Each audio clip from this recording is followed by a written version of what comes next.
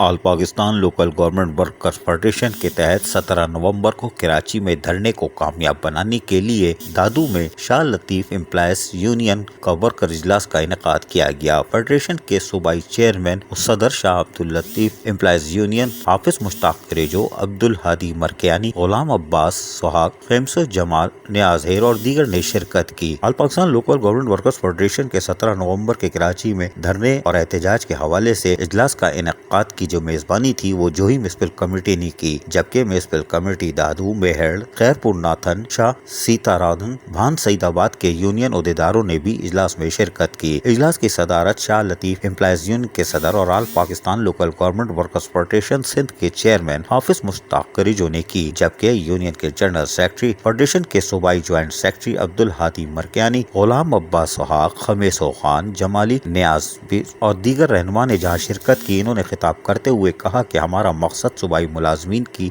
मिसावी बल्दियाती मुलाजमीन को मराद दिलवाना, तनख्वाहें, पेंशन की ऑनलाइन बिजली के जरिए अदायगी करवाना है। इस मकसद के लिए all Pakistan local government workers federation के सिंध के साथ साथ मुल्क के दीगर सूबों में भी वर्कर्स कन्वेंशन का इनेकाद किया जा रहा है और इस सिलसिले में नशर फरोज में भी बाकायदा वर्कर्स कन्वेंशन का इनेकाद कल किया जाएगा।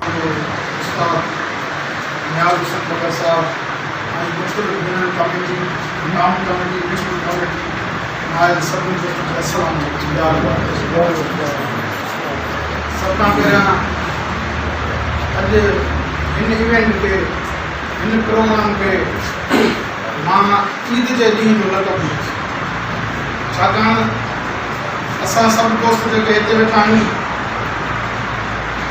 सभु कंहिंजे दिलि में को मक़सदु हूंदो आहे। आया अॼोको ॾींहुं जेको असां हिते आया आहियूं उहो असांजो ज़ाया न थियणु खपे।